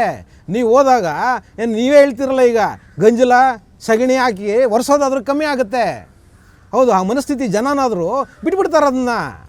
ನೀವು ಹೇಳಿ, ನಾನು ಹಿಂದೂನೂ ಅಲ್ಲ, ಕ್ರೈಸ್ತನೂ ಅಲ್ಲ, ಮುಸಲ್ಮಾನೂ ಅಲ್ಲ, ಆಯಿತಾ, ನಾನೊಬ್ಬ ಅಪ್ಪಟ ಬೌದ್ಧ ಅಂತ ಹೇಳಿ ನೀವು ಅದನ್ನು ಡಿಕ್ಲೇರ್ ಮಾಡಿ. ಮೊದಲು ಅದನ್ನು ಡಿಕ್ಲೇರ್ ಮಾಡಿದ್ರೆ ಬಹುಶಃ ನಿಮಗೆ ಇವತ್ತು ನೀವೇನು ಹೇಳ್ತಿದ್ದೀರ, ನನಗೆ ನೋವಾಯಿತು, ಗಂಜಲ ಹಾಕಿ ತೊಳೆದಿದ್ದಕ್ಕೆ ನನಗೆ ನೋವಾಯಿತು ಅಂತ ಹೇಳಿದ್ರಲ್ಲ, ಬಹುಶಃ ಮುಂದಿನ ದಿನಗಳಲ್ಲಿ ನಿಮ್ಮ ನೋವಿಗೆ ಮದ್ದು ನಿಮ್ಮ ಹತ್ರನೇ ಇದೆ. ದಯವಿಟ್ಟು ನೀವು ನಾಳೆಯಿಂದ ಹೇಳಿ, ನಾನು ದಲಿತ ಅಲ್ಲ ಹೇಳಿ. ನೀವು ಹೇಳಲ್ಲ, ನಮಗೆ ಗೊತ್ತಿದೆ. ಯಾಕೆಂದರೆ ಓಟು ಬರಲ್ಲ. ನಾನು ದಲಿತ ಅಲ್ಲ ಅಂತ ನಿಮ್ಮ ಬಾಯಲ್ಲಿ ಬಂದುಬಿಟ್ರೆ ಓಟ್ ಬರೋದಿಲ್ಲ ಖರ್ಗೆ ಸಾಹೇಬ್ರೆ. ಆ ಕಾರಣಕ್ಕೆ ನಿಮ್ಮದು ಇದು ಆಟ, ಈ ದೊಂಬರಾಟಗಳು ಆ ಕಾರಣಕ್ಕೆ ಮಾಡ್ತಿರೋದು ನೀವು. ಆದರೆ ಬಹುಸಂಖ್ಯಾತ ಜನರಿಗೆ ಗೊತ್ತಿಲ್ಲ ಇದು ಏನು ಮಾಡೋದು. ಅವರನ್ನು ಮೋಸ ಮಾಡಿ ಅವ್ರ ಕಣ್ಣಿಗೆ ಮಣ್ಣೆರಿಸಿ ಇವತ್ತು ನೀವು ಇಂಥ ನಾಟಕಗಳನ್ನ ಮಾಡ್ತಿದ್ದೀರಿ. ನೀವು ಇವತ್ತು ಇದನ್ನು ಎತ್ತಿರೋದು ಏನಕ್ಕೆ ವಿಚಾರ? ನೀವು ಸುಮ್ಮನೆ ಎತ್ತಿಲ್ಲ. ಅಲ್ಲಿ ಉತ್ತರಾಖಂಡಲ್ಲಿ ಫೆಬ್ರವರಿನಲ್ಲಿ ಚುನಾವಣೆಗಳಿದೆ. ಆ ಕಾರಣಕ್ಕೆ ಒಂದು ದಲಿತಾಸ್ತ್ರನ ಬಿಡ್ತಿದ್ದೀರ ಅಲ್ಲಿ ತಂದು. ಹೊಲಸು ಕಣ್ರಿ, ಹೊಲಸು, ಥೂ, ಅಸಹ್ಯ, ನಾಚಿಕೆ ಕಣ್ರಿ, ನಾಚಿಕೆ ಆಗುತ್ತೆ ಇದು ನೋಡ್ತಾ ಇದ್ರೆ. ಜಾತಿ ಜಾತಿ ಜಾತಿ ಜಾತಿ ದೊಡ್ಡದಾಗಿ ಭಾಷಣಗಳು ಮಾಡ್ತೀರಾ. ಜಾತಿ ವ್ಯವಸ್ಥೆಯ ವಿರುದ್ಧ ನಾವಿದ್ದೀವಿ, ಜಾತಿ ವ್ಯವಸ್ಥೆ ಈ ದೇಶದಿಂದ ತೊಲಗಬೇಕು, ಜಾತಿ ಇರಬಾರ್ದು ಅಂತ ಹೇಳ್ಬಿಟ್ಟು ದೊಡ್ಡದಾಗಿ ಭಾಷಣ ಮಾಡ್ತೀರಿ. ಎಲೆಕ್ಷನ್ ನಿಲ್ತವಾಗ ರಿಸರ್ವೇಷನ್ನಲ್ಲಿ ನಿಮಗೆ ಕೋಟ, ಮತ್ತು ಅದೇ ಜಾತಿ. ಮಕ್ಕಳನ್ನ ಸ್ಕೂಲಿಗೆ ಸೇರಿಸೋವಾಗ ಮತ್ತು ಅದೇ ಜಾತಿ, ಮತ್ತು ಕೆಲಸಕ್ಕೆ ಅಪ್ಲಿಕೇಶನ್ ಆದಾಗ ಮತ್ತು ಅದೇ ಜಾತಿ. ಎಲ್ಲೂ ಹೋಗುತ್ತೆ ರೀ ಜಾತಿ ವ್ಯವಸ್ಥೆ ಖರ್ಗೆ ಸಾಹೇಬ್ರೆ, ಎಲ್ಲೂ ಹೋಗುತ್ತೆ ರೀ. ಮತ್ತು ನಿಮ್ಮಂಥ ದೊಡ್ಡ ರಾಜಕಾರಣಿಗಳು ಗಂಜಲ ಹಾಕಿದ್ರು, ಸಗಣಿ ಹಾಕಿದ್ರು, ನಮ್ಮನ್ನು ಶೋಷಣೆ ಮಾಡ್ತಿದ್ದಾರೆ. ಹೇಳ್ರಿ, ಖಂಡಿತವಾಗ್ಲೂ ಶೋಷಣೆ ನಿಮ್ಮನ್ನೆಲ್ಲ ಕಣ್ರಿ ಮಾಡ್ತಿರೋದು ಖರ್ಗೆ ಸಾಹೇಬ್ರೆ, ನಿಮ್ಮನ್ನೆಲ್ಲ. ನೀವು ನಿಮ್ಮ ಮಗ ಸೇರಿಕೊಂಡು ಹಿಂದೂ ಸಮಾಜದ ಶೋಷಣೆ ಮಾಡ್ತಿದ್ದೀರಿ ನೀವು. ಹೌದು, ಹಿಂದೂ ಸಮಾಜನ ಶೋಷಣೆ ಮಾಡ್ತಿದ್ದೀರಿ ನೀವು. ಹೌದು, ನಿಮ್ಮ ನಡವಳಿಕೆಗಳು, ನಿಮ್ಮ ರೀತಿ ರಿವಾಜುಗಳು ಈ ಸಮಾಜನ ದೋಷಣೆ ಮಾಡೋ ರೀತಿಯಲ್ಲಿದೆ. ಏನು ರೀ ಮಾಡ್ತಿದ್ದೀರಿ ಕರ್ನಾಟಕದಲ್ಲಿ ಇವತ್ತು ನೀವು? ಮಲ್ಲಿಕಾರ್ಜುನ್ ಖರ್ಗೆ ಸಾಹೇಬ್ರೆ ಹೇಳ್ರಿ, RSSನ ಗುರಿಯಾಗಿ ಇಟ್ಕೊಂಡು ನೀವು ತರ್ತಿರೋ ಬಿಲ್ ಅಂತಂದ್ರೆ ಇವತ್ತು ಸರ್ಕಾರಿ ಜಮೀನುಗಳಲ್ಲಿ, ಸರ್ಕಾರಿ ಶಾಲೆಗಳಲ್ಲಿ, ಮುಜರಾಯಿ ಇಲಾಖೆ ಜಾಗಗಳಲ್ಲಿ, ಸರ್ಕಾರಿ ಕಟ್ಟಡಗಳಲ್ಲಿ, ಸಾರ್ವಜನಿಕ ಆಸ್ತಿಪಾಸ್ತಿಗಳಲ್ಲಿ ಶಾಖೆಗಳು ನಡೆಸಬಾರ್ದು, ಬೈಟೆಕ್ಗಳಾಗಬಾರ್ದು. ಏನ್ರಿ ನಷ್ಟ ನಿಮಗೆ? ಹೇಳ್ರಿ ಖರ್ಗೆ ಸಾಹೇಬ್ರೆ, ಏನ್ರಿ ನಷ್ಟ ನಿಮಗೆ? 100 ವರ್ಷ ನಡ್ಕೊಂಡ್ಬಂದಿದ್ದೀರಿ ಈ ಸಂಪ್ರದಾಯ. 100 ವರ್ಷ ನಡ್ಕೊಂಡ್ಬಂದಿದ್ದೀರಿ. ಯಾಕೆ ನಿಮಗೆ ಈ ದ್ವೇಷ? ಮತ್ತು ಗಂಜಲ ಹಾಕಿ ತೊಳೆದರೆ ಇನ್ನೇನ್ರಿ ಮಾಡ್ತಾರೆ ಹಿಂದೂ ಸಮಾಜ? ಗಂಜಲನೂ ಹಾಕ್ತಾರೆ, ಸಗಣಿನೂ ಹಾಕ್ತಾರೆ. ಅದಕ್ಕೆ ನಾನು ಹೇಳಿದ್ದು ಮೊದಲು ಈ ನಡವಳಿಕೆಗಳನ್ನ ಬಿಡಿ, ಎಲ್ಲ ಸರಿ ಹೋಗುತ್ತೆ. ಸಮಾಜನ ತಿದ್ದಬೇಕು ಕಣ್ರಿ, ತಿದ್ದಬೇಕು. ಆದರೆ ನೀವೇನ್ರಿ ಮಾಡ್ತಿದ್ದೀರಾ? ಸಮಾಜನ ಎತ್ತು ಕಟ್ತಿದ್ದೀರಿ. ಹೌದು, ದಲಿತರು ಹೆಸರು ಹೇಳ್ಕೊಂಡು ಇವತ್ತು ಮೇಲ್ವರ್ಗದ ಜನರ ವಿರುದ್ಧವಾಗಿ ಸಮಾಜನ ಎತ್ತು ಕಟ್ತಿದ್ದೀರಿ. ನನಗೆ ಗೊತ್ತಿಲ್ಲ, ನಿಮ್ಮ ಮಾತು ಕೇಳಿಕೊಂಡು ಅದೆಷ್ಟು ಜನ ಬಹುಸಂಖ್ಯಾತರ ವಿರುದ್ಧ ತಿರುಗಿ ಬೀಳ್ತಾರೋ ನನಗಂತೂ ಗೊತ್ತಿಲ್ಲ, ಆಯ್ತಾ. ಆದರೆ ನೀವು ಆ ಕೆಲಸನ ವ್ಯವಸ್ಥಿತವಾಗಿ ಮಾಡ್ತಿದ್ದೀರಿ. ಬರೀ ನೀವು ಅಷ್ಟೇ ಅಲ್ಲ, ನಿಮ್ಮ ಕಾಂಗ್ರೆಸ್ನ ಅಜೆಂಡಾನೇ ಇದು. ಬರೀ ದಲಿತರು, ಮುಸಲ್ಮಾನರು, ಅಲ್ಪಸಂಖ್ಯಾತರು ಅಂತ ಹೇಳ್ಕೊಂಡು ದೇಶನ ಇವತ್ತು ಭಾಗ ಮಾಡಕ್ಕೆ ಕೊಟ್ಟಿದ್ದೀರಿ ಕಣ್ರಿ, ಭಾಗ ಮಾಡಕ್ಕೆ ಕೊಟ್ಟಿದ್ದೀರಾ. ಏನ್ರಿ ಲಾಭ ಇದರಿಂದ? ಕೇವಲ ರಾಜಕಾರಣಕ್ಕೋಸ್ಕರನ. ನಿಮಗೆ ಬೇರೆ ವಿಷಯನೇ ಇಲ್ವ ರಾಜಕಾರಣ ಮಾಡೋದಕ್ಕೆ? ಬರೀ ಜಾತಿ, ಅಸ್ಪೃಶ್ಯರು, ಅಲ್ಪಸಂಖ್ಯಾತರು, ಇದೇನ ರಾಜಕಾರಣ? ನಿಮ್ಮ ಜೀವನದಲ್ಲಿ ನೀವೇನು ಅಭಿವೃದ್ಧಿ ಕೆಲಸಗಳೇ ಮಾಡಿಲ್ವಾ? ನಿಮಗೆ ಜನ ಓಟ್ ಹಾಕುವಂಥ ಈ ವಿಚಾರಗಳನ್ನ ಬಿಟ್ಟು ನಿಮಗೆ ಜನ ಓಟ್ ಹಾಕೋದಕ್ಕೆ ಬೇರೆ ವಿಚಾರನೇ ಇಲ್ವಾ ನಿಮ್ಮ ಹತ್ರ? ಹೇಳ್ರಿ ಖರ್ಗೆ ಅವರೇ, ಬೇರೆ ವಿಚಾರನೇ ಇಲ್ವೇನ್ರಿ? ನೀವು ರಸ್ತೆ ಹಾಕಿಲ್ವಾ, ಮೋರಿ ಮಾಡಿಲ್ವಾ, ಬಡಬಗ್ಗರಿಗೆ ಸಹಾಯ ಮಾಡಿಲ್ವಾ, ದಲಿತರು ನಿಮ್ಮಿಂದ ಉದ್ಧಾರ ಆಗಿಲ್ವಾ? ಇಂಥ ವಿಚಾರಗಳಿಲ್ವೇನ್ರಿ? ಇಲ್ವಾ ಖರ್ಗೆ ಸಾಹೇಬ್ರೆ? ಮಾಡಿರಿ ಇಂಥ ವಿಚಾರಗಳನ್ನ ಇಟ್ಕೊಂಡು ಚುನಾವಣೆಗಳನ್ನ ಗೆಲ್ರಿ. ಹೌದು ಗೆಲ್ರಿ, ದಲಿತರ ಮೇಲೆ ಬರಬೇಕು ಖಂಡಿತವಾಗ್ಲೂ. ಆದರೆ ನಿಮ್ಮಂಥವ್ರಲ್ಲ ಕಣ್ರಿ, ನಿಮ್ಮಂಥವ್ರಲ್ಲ ಕಣ್ರಿ. ಎಷ್ಟು ಜನ ದಲಿತರ ಮೇಲೆ ತಂದಿದ್ದೀರಿ ನೀವು? ಹೇಳ್ರಿ, ರಾಜಕೀಯವಾಗಿ ಯೋಚನೆ ಮಾಡೋಣ. ನಾವು ಎಷ್ಟು ಜನ ದಲಿತರು ಸೀಟ್ ಕೊಡಿಸಿದ್ದೀರಿ ನೀವು? ಇಡೀ ಕಲಬುರಗಿ ಜಿಲ್ಲೆನ ಹಿಡ್ಕೊಂಡು ಕೂತಿದ್ದೀರಿ ನಿಮ್ಮ ಕುಟುಂಬದವ್ರು ನೀವು. ನೀವು ನಿಮ್ಮ ಮಗ, ನಿಮ್ಮ ಅಳಿಯ ಏನು ಮುಂದೆ ನೆಕ್ಸ್ಟ್ ಏನು ನಿಮ್ಮ ಮಗಳಿಗೂ ಏನು ಜಾಗ ಕೊಡೋ ಅವಕಾಶ ಏನಾದರೂ ಇದೆಯೇನೋ ಗೊತ್ತಿಲ್ಲ ನನಗೆ. ಇದು ಸಮುದಾಯದ ಅಭಿವೃದ್ಧಿ ನಿಮ್ಮ ಲೆಕ್ಕದಲ್ಲಿ ಅಲ್ವಾ ಖರ್ಗೆ ಸಾಹೇಬ್ರೆ? ಮತ್ತು ನೋಡಿ, ನೀವು ದೊಡ್ಡ ದಲಿತ ಮುಖಂಡರಲ್ವಾ? ಹೇಳ್ರಿ ಖರ್ಗೆ ಸಾಹೇಬ್ರೆ, ವಾಲ್ಮೀಕಿ ನಿಗಮದಲ್ಲಿ 187 ಕೋಟಿ ರೂಪಾಯಿನ ಗುಳುಮಂತ ನುಂಗಾಕ್ಬಿಡ್ತಲ್ರಿ ನಿಮ್ಮ ಸರ್ಕಾರ. ಆರೋಪ ಇದೆಯಲ್ಲ ಹಂಗಂತ ಆ ನಾಗೇಂದ್ರನ ಮೇಲೆ. ಈಗ ಮಂತ್ರಿ ಮಾಡಿದಾರಲ್ವಾ? ಯಾಕ್ರಿ ಬೇರೆ ದಲಿತರಿಲ್ವೇನ್ರಿ ಖರ್ಗೆ ಸಾಹೇಬ್ರೆ? ಯಾಕ್ರಿ ನೀವು ಇದ್ರ ಬಗ್ಗೆ ಮಾತಾಡ್ತಿಲ್ಲ? ನೀವೇ ತಾನೇ ಹೈಕಮಾಂಡು, ನೀವೇ ತಾನೇ AICC ಅಧ್ಯಕ್ಷರಿದ್ದೀರಿ. ಆ ಪಟ್ಟಿನ ಮಾಡೋವಾಗ ನಿಮ್ಮ ಪಾತ್ರ ತುಂಬ ದೊಡ್ಡದಿರುತ್ತಲ್ವ? ನಿಮ್ಮದೇ ಸ್ವಂತ ರಾಜ್ಯ ಬೇರೆ. ಯಾಕ್ರಿ ನಾಗೇಂದ್ರ ನೀವು ಮಂತ್ರಿ ಮಾಡಿದ್ರೆ? ಯಾಕೆ ಬೇರೆ ದಲಿತರು ಇಲ್ವೇನ್ರಿ? ಹೋಗಲಿ, ಆ ದುಡ್ಡು ತಿಂದ್ರಲ್ವಾ? ನೀವು ಯಾವತ್ತಾದ್ರೂ ಅವ್ರನ್ನ ಕಣಿಸಿದ್ದೀರೇನ್ರಿ ಅದನ್ನು? ನೀವು ಒಬ್ಬ ದಲಿತ ನಾಯಕನಾಗಿ ನೀವು ಕಂಡು ಕಡೆ ಎಲ್ಲ ದಲಿತರ ಹೆಸರು ಹೇಳ್ತೀರಲ್ಲ, ನೀವು ಯಾವತ್ತಾದ್ರೂ ಇದನ್ನ ಕಣ್ಣೆ ಮಾಡಿದ್ದೀರೇನ್ರಿ? ಆ ಸಮುದಾಯಕ್ಕೆ ಮಾಡಿರೋ ಅನ್ಯಾಯ ಕಂಡ್ರಿ ಇದು ನಾಗೇಂದ್ರ ಅವರು ಅಂತ ಹೇಳ್ಬಿಟ್ಟು ನೀವು ಯಾವತ್ತಾದ್ರೂ ಮಾತಾಡಿದ್ದೀರೇನ್ರಿ? ನೀವೊಬ್ಬ ರಾಜಕಾರಣಿ ಆಗಿಬಿಟ್ಬಿಡ್ರಿ. ನೀವೊಬ್ಬ ಸಮುದಾಯದಿಂದ ಬಂದಿರೋರಾಗಿ ಕೇಳ್ತಿದ್ದೀನಿ ನಾನು. ನೀವೊಬ್ಬ ಸಮುದಾಯದ ಪ್ರಶ್ನಾತೀತ ನಾಯಕರಲ್ವ ನೀವು? ಆ ಸಮುದಾಯದ ದುಡ್ಡು ತಿಂದು ಅನ್ಯಾಯ ಮಾಡಿದಾಗ, ಆ ಜನರಿಗೆ ಅನ್ಯಾಯ ಮಾಡಿದಾಗ ನೀವು ಪ್ರಶ್ನೆ ಮಾಡಿದ್ದೀರೇನ್ರಿ ಮಲ್ಲಿಕಾರ್ಜುನ್ ಖರ್ಗೆ ಅವರೇ? ಹೇಳ್ರಿ, ನಾಚಿಕೆ ಮಾನ ಮರೆದಿದ್ರೆ ಡಿಪೆಂಡ್ ಮಾಡ್ಕೊತಿದ್ದೀರಲ್ರಿ ಆ ಮನುಷ್ಯನ, ಆ ನಾಗೇಂದ್ರನ್ನ ಡಿಪೆಂಡ್ ಮಾಡ್ಕೊಂಡು ಓಡಾಡ್ತೀರ ನೀವು ಮತ್ತು ನಿಮ್ಮ ಕಾಂಗ್ರೆಸ್ ಪಕ್ಷದವರು. ಮಾನ್ಯ ಮುಖ್ಯಮಂತ್ರಿಗಳಂತೂ ಅವ್ರದ್ದಂತೂ ಇನ್ನು ಎಕ್ಸ್ಟ್ರೀಮ್ ಲೆವೆಲಲ್ಲಿ ಮಾತಾಡ್ತಾರವರು. ಯಾರ ಮೇಲೆ ಆರೋಪ ಇಲ್ಲ, ಯಾರು ಭ್ರಷ್ಟಿಲ್ಲ ಅಂತ ಕೇಳ್ತಾರವರು.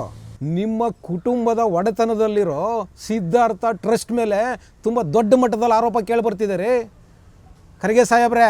ತುಂಬ ದೊಡ್ಡ ಮಟ್ಟದಲ್ಲಿ KDBಯಿಂದ ನೀವು ಭೂಮಿನ ಅಲಾಟ್ ಮಾಡ್ಕೊಂಡಿದ್ದೀರಿ ಅಂತ ಹೇಳ್ಬಿಟ್ಟು ದೊಡ್ಡ ಮಟ್ಟದಲ್ಲಿ ಆರೋಪ ಬರ್ತಿದೆ. ಯಾರು ಉದ್ಧಾರಕ್ಕೆ ಸ್ವಾಮಿ ನೀವು ಅಲಾಟ್ ಮಾಡಿಸ್ಕೊಂಡಿದ್ದು ಜಮೀನನ್ನ? ಸ್ವಲ್ಪ ಉತ್ತರ ಕೊಡ್ತೀರಾ ಸಮುದಾಯಕ್ಕೆ? ನೀವು ಸಮುದಾಯದ ಉದ್ಧಾರ ಮಾಡೋಕ್ಕಲ್ವ ಇರೋದು? ಉತ್ತರ ಕೊಡ್ತೀರಾ ಸ್ವಾಮಿ? ಯಾರಿಗೋಸ್ಕರ ಮಾಡ್ಕೊಂಡ್ರಿ ಆ ಭೂಮಿನ? ಎಲ್ಲೋಯ್ತು ಆ ಭೂಮಿ? ಏನಾಯ್ತದು? ಎಷ್ಟು ಜನ ದಲಿತರಿಗೆ ಮನೆಗಳು ಕಟ್ಸ್ಕೊಟ್ಟಿದ್ದೀರಿ ಅದರಲ್ಲಿ? ನಿಮ್ಮ ಟ್ರಸ್ಟ್ನಲ್ಲಿ ತೊಗೊಂಡ್ರಲ್ಲ ಎಕರೆಗಳ ಗಟ್ಟಲೆ ಜಮೀನನ್ನ KDBಯಿಂದ, ಎಷ್ಟು ಜನ ದಲಿತರಿಗೆ ಮನೆ ಕಟ್ಕೊಟ್ಟಿದ್ದೀರಾ ಸ್ವಾಮಿ ಅದರಲ್ಲಿ? ಸ್ವಲ್ಪ ಉತ್ತರ ಕೊಡ್ತೀರಾ ಖರ್ಗೆ ಸಾಹೇಬ್ರೆ? ಸುಮ್ಮನೆ ಯಾಕ್ರಿ ಪುಂಗಿ ಬಿಡ್ತೀರಾ? ಈಗಾಗಲೇ ನೀವು ನಿವೃತ್ತಿ ಅಂಚಲ್ಲಿ ಬಂದು ಕೂತಿದ್ದೀರಿ. ನಿಮ್ಮ ಇಡೀ ಜೀವಮಾನನ ಸಮುದಾಯನ ಬಳಸ್ಕೊಂಡು, ಆ ಸಮುದಾಯದ ಹೆಸರು ಹೇಳ್ಕೊಂಡು, ಆ ಸಮುದಾಯಕ್ಕೆ ಏನೂ ಮಾಡ್ದಿರಾ ನೀವು ನಿಮ್ಮ ಮನೆತನನ ಬೆಳೆಸ್ಕೊಂಡ್ರಿ. ನಿಮ್ಮ ಮಕ್ಕಳನ್ನ ರಾಜಕಾರಣಕ್ಕೆ ತೊಗೊಂಬಂದ್ರಿ, ನಿಮ್ಮ ಹಳ್ಳಿನ ರಾಜಕಾರಣಕ್ಕೆ ತೊಗೊಂಬಂದ್ರಿ. ಇಡೀ ನಿಮ್ಮ ಒಟ್ಟಾರೆ ಕುಟುಂಬನ ಇವತ್ತು ನಿಮ್ಮಷ್ಟೇ ದೊಡ್ಡ ಮಟ್ಟದಲ್ಲಿ ಕುಟುಂಬನ ಬೆಳೆಸ್ಕೊಂಡ್ರಿ. ಆದರೆ ಸಮುದಾಯಕ್ಕೆ ಏನು ಮಾಡಿದ್ದೀರಿ ನೀವು? ಎಲ್ಲಿದೆ ಸಮುದಾಯ? ಏನಾದರೂ ಇದೆಯಾ ನಿಮ್ಮದು ಕೊಡುಗೆ ಸಮುದಾಯಕ್ಕೆ? ಹೇಳ್ರಿ ಖರ್ಗೆ ಸಾಹೇಬ್ರೆ, ಏನೂ ಇಲ್ಲ, 0. ಈಗ ಆ ಸಿದ್ಧಾರ್ಥ ಟ್ರಸ್ಟಲ್ಲಿ ನೀವು ತೊಗೊಂಡಿರೋ ಭೂಮಿನ ಏನು ಮಾಡಿದ್ರಿ ಹೇಳಿ? ನಿಮ್ಮ ಮೇಲೆ ಆರೋಪ ಬಂದಿದೆಯಲ್ಲ, ಈಗ ಹೇಳಿ. ನಿಂತ್ಕೊಂಡು ಹೇಳ್ರಿ ಮೈಕ್ ಮೇಲೆ, ಪ್ರೆಸ್ ಮೀಟ್ ಮಾಡಿರಿ. ಹೌದು, ನಾವು ತೊಗೊಂಡಿದ್ದು ನಿಜ, ಒಂದಷ್ಟು ಎಕರೆ ಜಮೀನು ತಗೊಂಡಿದ್ವಿ KDBಯಿಂದ. ನಾವು ಈ ಜನ ದಲಿತರಿಗೆ ಮನೆಗಳಿಗೆ ಹೇಳ್ರಿ ಮನೆಗಳು ಕಟ್ಕೊಟ್ಟಿದ್ದೀವಿ ಅಂತ. ಕಟ್ಕೊಟ್ಟಿರ್ತಾನೆ ಹೇಳೋಕ್ಕಲ್ಲಿ ಎಲ್ಲ ಕುಟುಂಬದ ಆಸ್ತಿಗಳನ್ನ ಮಾಡ್ಕೊಂಡು ಕೂತ್ಕೊಳ್ಳಿದ್ದೆ ಸಮುದಾಯದ ಹೆಸರು ಹೇಳ್ಕೊಂಡು. ಅದಕ್ಕೆ ನಾನು ಹೇಳ್ತಿದ್ದೀನಿ, ದಯವಿಟ್ಟು ಬಿಡಿ. ಇನ್ನು ಎಷ್ಟು ವರ್ಷ ಆ ಸಮುದಾಯನ ಬೆಳೆಸ್ಕೊತೀರಿ? ನಿಮ್ಮ ಹೊಲಸು ರಾಜಕಾರಣಕ್ಕೆ ನೀವು ನಿಮ್ಮ ಕುಟುಂಬಗಳನ್ನ ಬೆಳೆಸ್ಕೊಳ್ಳೋದಕ್ಕೆ ಸಮುದಾಯಗಳನ್ನ ಹೆಸರು ಹೇಳ್ಕೊಂಡು ನಾವು ಸಮುದಾಯದ ಮುಖಂಡರು ಅಂತ ಹೇಳ್ಬಿಟ್ಟು ಮುಖವಾಡಗಳನ್ನ ಹಾಕ್ಕೊಂಡು ಇನ್ನು ಎಷ್ಟು ವರ್ಷ ನೀವು ರಾಜಕಾರಣ ಮಾಡಲಿಕ್ಕಾಗತ್ತೆ? ಆಗೋದಿಲ್ಲ ಕಣ್ರಿ. ಸಮುದಾಯದಲ್ಲಿ ಇವತ್ತು ವಿದ್ಯಾವಂತರಾಗ್ತಿದ್ದಾರೆ. ಯಾವುದು ಒಳ್ಳೆಯದು, ಯಾವುದು ಕೆಟ್ಟದ್ದು ಅನ್ನೋದು ಸಮುದಾಯಕ್ಕೆ ಅರ್ಥ ಆಗ್ತಿದೆ. ಇನ್ನೇನು ಇಂಥ ಪಿಳಂಗೋವಿಗಳು, ಇಂಥ ಏನು ಆರೋಪಗಳು ಕೆಲಸ ಮಾಡಲ್ಲ ಇನ್ಮೇಲೆ ಖರ್ಗೆ ಸಾಹೇಬ್ರೆ. ಬೇರೆ ಏನಾದರೂ ವಿಚಾರ ಇದ್ದರೆ ತೊಗೊಳ್ಳಿ, ಇನ್ಮೇಲೆ ಯಾರೂ ನಂಬೋದಿಲ್ಲ ನಿಮ್ಗಳನ್ನ. ಸಮುದಾಯದ ಹೆಸರುಗಳನ್ನ ಹೇಳ್ಕೊಂಡು ನೀವು ಇನ್ಮೇಲೆ ರಾಜಕಾರಣ ಮಾಡೋದಕ್ಕಾಗೋದಿಲ್ಲ ನಿಮಗೆ. ಇದನ್ನೆಲ್ಲ ಬಿಟ್ಟು ಅಲ್ಲಿ ಏನಾಗಿದೆ ಖಂಡಿತವಾಗ್ಲೂ ನೀವು ಹೇಳೋ ಪ್ರಕಾರನಾಗಿದ್ದರೆ ಇದನ್ನು ನಾವು ಕೂಡ ಖಂಡನೆ ಮಾಡ್ತೀವಿ. ಇದು ಆಗಬಾರ್ದು ಸಮಾಜದಲ್ಲಿ. ಅದನ್ನು ಮೀರಿ ಆಗಿದೆ ಅಂದರೆ ಅದರದಲ್ಲಿ ನಿಮ್ಮದು ಕೂಡ ಪಾತ್ರ ಇದೆ ಖರ್ಗೆ ಸಾಹೇಬ್ರೆ. ನಿಮ್ಮ ಪಾತ್ರನೂ ಕೂಡ ಇದೆ ಇದರಲ್ಲಿ. ಹೌದು, ನಿಮ್ಮ ಮೇಲೆ ಇದು ದುರುದ್ದೇಶವಾಗಿದೆ ಅಂತ ನಾನು ಹೇಳಲ್ಲ. ನೀವು ಹಿಂದೂ ಸಮಾಜನ ಅವಹೇಳನ ಮಾಡ್ತಾ ಇರೋದರಿಂದ ನಿಮ್ಮ ವಿರುದ್ಧವಾಗಿ ಯಾರೋ ಒಂದಷ್ಟು ಜನ ಯುವಕರು ಸೇರ್ಕೊಂಡು ಮಾಡಿರ್ಬೋದು ಇದನ್ನು, ಆದರೆ ಆ ಯುವಕರು ನಾನು ಸಮರ್ಥನೆ ಮಾಡ್ತಿಲ್ಲ. ಖಂಡಿತ ಅದು ತಪ್ಪು, ಅದು ಮಾಡಬಾರ್ದು. ಅದು ಮಾಡಿರೋರಿಗೆ ಅವ್ರಿಗೆ ಕಠಿಣವಾದ ಶಿಕ್ಷೆಗಳನ್ನ ನೀವೇ ಕೊಡಿಸಿ, ಪೊಲೀಸ್ ಇಲಾಖೆಗೆ ಹೇಳಿ ನೀವೇ ಕೊಡಿಸಿ ಅವರಿಗೆ. ಅದು ಆಗಬೇಕು. ಮತ್ತು ಅಲ್ಲಿ ಒಂದು ಕಡೆ ಆದರೆ ಆಗೋದಿಲ್ಲ, ಒಂದು ಕಡೆ ಆದರೆ ಆಗೋದಿಲ್ಲ. ನಮ್ಮ ಗಣೇಶ ಪೆಂಡಾಲ್ ಕಲ್ಲು ಹೊಡಿತಾರಲ್ಲ, ಅವ್ರಿಗೂ ಆಗಬೇಕು. ಹೌದು, ನಮ್ಮ ಗಣೇಶ ಮೆರವಣಿಗೆ ಬಂದಾಗ ಮಸೀದಿ ಮುಂದೆ ಮಸೀದಿಲಿ ನಿಂತ್ಕೊಂಡು ಕಲ್ಲು ಹೊಡಿತಾರಲ್ಲ, ಅವ್ರಿಗೂ ಶಿಕ್ಷೆಗಳಾಗಬೇಕು. ಆಗ ಮಾತ್ರ ನಿಮ್ಮನ್ನು ಸಮಾಜ ನಂಬುತ್ತೆ. ನೀವು ಬರೀ ಒಂದು ಕಡೆ ಮಾತ್ರ ನ್ಯಾಯ ಬೇಕು, ಇನ್ನೊಂದು ಕಡೆ ನಮಗೇನೂ ಗೊತ್ತಿಲ್ಲ ಅಂತ ಹೇಳ್ಬಿಟ್ಟು ಹಿಂಗೆ ಆಡಿಸಿದ್ರೆ ಆಗೋದಿಲ್ಲ. ಎರಡೂ ಕಡೆ ನ್ಯಾಯ ಕೊಡಿಸೋ ಕೆಲಸನ ನೀವು ಮಾಡಿದಾಗ ನಿಮ್ಮ ಮೇಲೆ ಜನರಿಗೆ ನೀವು ಹೇಳ್ದಂಗೆ ಏನು ನಂಬಿಕೆ ಇದೆ, ಖಂಡಿತವಾಗ್ಲೂ ಆ ನಂಬಿಕೆನ ಬಿಡೋದಕ್ಕೆ ಸಮಾಜ ಯಾವಾಗಲೂ ಸಿದ್ಧವಾಗಿರುತ್ತೆ. ಎಲ್ಲಿವರೆಗೂ ನೀವು ಈ ಕೆಲಸ ಮಾಡಲ್ಲ, ಅಲ್ಲಿವರೆಗೂ ಆ ಕೆಲಸನೂ ಆಗಲ್ಲ. ಖರ್ಗೆ ಸಾಹೇಬ್ರೆ, ನಿಮಗೆ ಅರ್ಥ ಆಗಿದೆ ಅಂತ ಅಂದ್ಕೊಂಡು ಇವತ್ತಿನ ಟ್ಯಾಕ್ಸಿವಾಲ ಕಾರ್ಯಕ್ರಮನ ಮುಗಿಸ್ತಾ ಇದ್ದೀನಿ. ಶೇರ್ ಮಾಡಿ, ಸಬ್ಸ್ಕ್ರೈಬ್ ಮಾಡಿ, ಲೈಕ್ ಮಾಡಿ, ಹೆಚ್ಚೆಚ್ಚು ಕಮೆಂಟ್ ಮಾಡೋದರ ಮುಖಾಂತರ ನಮ್ಮನ್ನು ಪ್ರೋತ್ಸಾಹಿಸ್ತೀವಿ. ಟಿವಿ ವಿಕ್ರಮ, ದೇಶ ನಿಮ್ಮ ಕೈಯಲ್ಲಿ. ಈ ಕಾರ್ಯಕ್ರಮ ನಿಮಗೆ ಇಷ್ಟ ಆಗಿದ್ದಲ್ಲಿ ಲೈಕ್, ಶೇರ್ ಹಾಗೂ ಕಮೆಂಟ್ ಮಾಡಿ. ಟಿವಿ ವಿಕ್ರಮದ ಕಾರ್ಯಕ್ರಮಗಳನ್ನು ನಿರಂತರವಾಗಿ ವೀಕ್ಷಿಸಲು ಸಬ್ಸ್ಕ್ರೈಬ್ ಮಾಡಿ, ಬೆಲ್ ಐಕನ್ ಒತ್ತಿ.